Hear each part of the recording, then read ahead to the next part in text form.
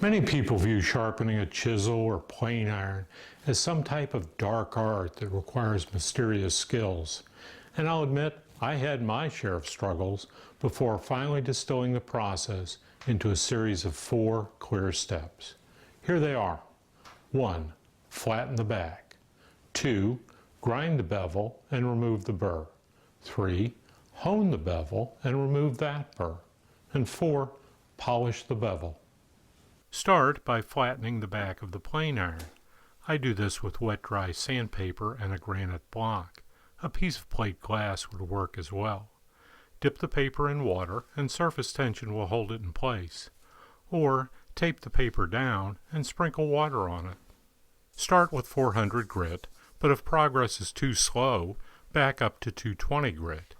You don't need to work the entire back of the iron, just about an inch or so back from the tip. Make sure you keep the iron flat and apply pressure straight down. This process produces lots of tiny particles that can get embedded in your fingers and make your hands look dirty for a long time. So I'll often use latex or nitrile gloves.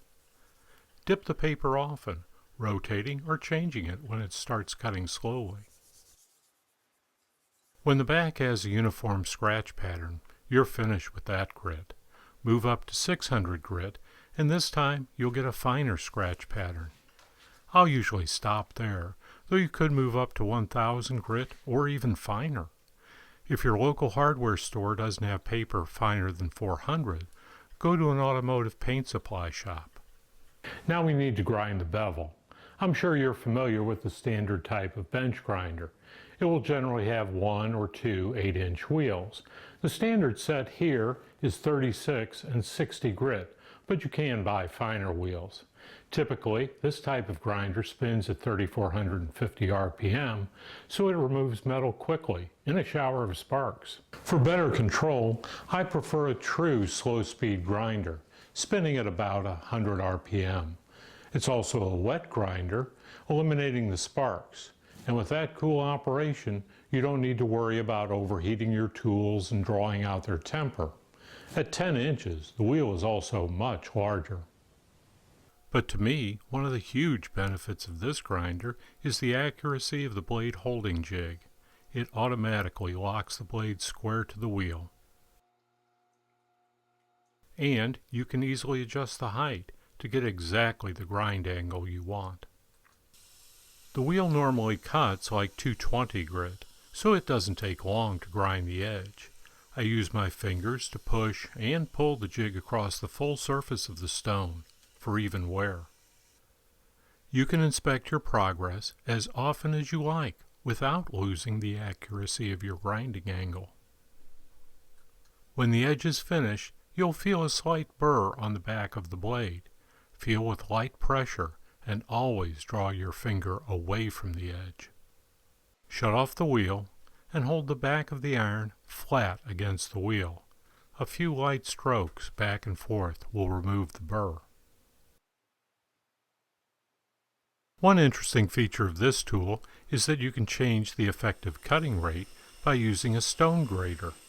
Press its fine side against the running wheel for 20 to 30 seconds, and now it will act like a 1000 grit stone instead of a 220. This enables you to refine the edge, essentially power honing it at the exact angle you just ground. Use a light touch and the bevel will quickly appear much more polished. As soon as you've raised a small burr all across the blade, you can stop. Charge the leather wheel on the Tormek with polishing compound and turn it on.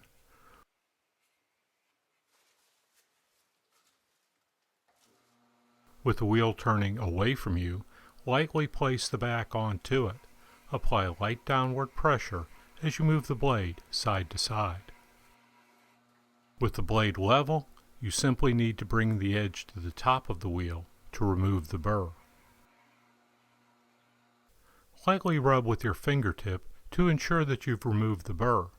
Then polish the bevel itself. You don't need to overdo this step. Now the blade is super sharp and ready for use.